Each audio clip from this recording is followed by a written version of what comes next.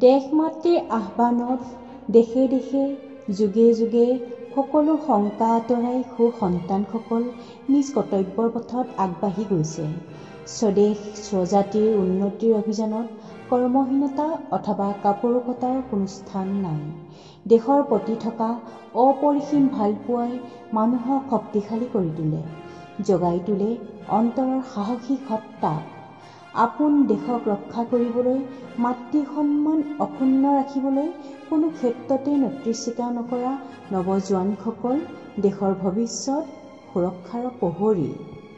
তেওঁলোকৰ অৰ্থে এয়া এক প্ৰেৰণাময় আহ্বান। আজিৰ কবিতাটোৰ নাম হৈছে জাগা জননীৰ সন্তান। জাগা জননীৰ সন্তান, জাগা শক্তিমান, জাগ মুক্ত প্ৰাণ। মৃত্যু গছকি আনা জয় জিনি, কৰি দুৰ্জয় অভিযান। কৰ্মহীনতা কাপুৰুষতাই তোমাক কৰিলে জয়, তুমি দুৰ্বল ম্ৰিয়মান তথাপিও নাই ভয়। জাগা শক্তিমান, জাগা মাতৃপ্ৰাণ।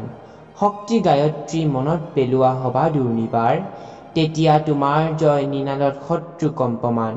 ও মোৰ আপোন পাহৰা দুৰ্মদ বীৰ, অজেয় নৱজোৱান, জাগা শক্তিমান, জাগা মাতৃপ্ৰাণ। কবি জ্যোতিপ্ৰসাদ আগৰৱালা।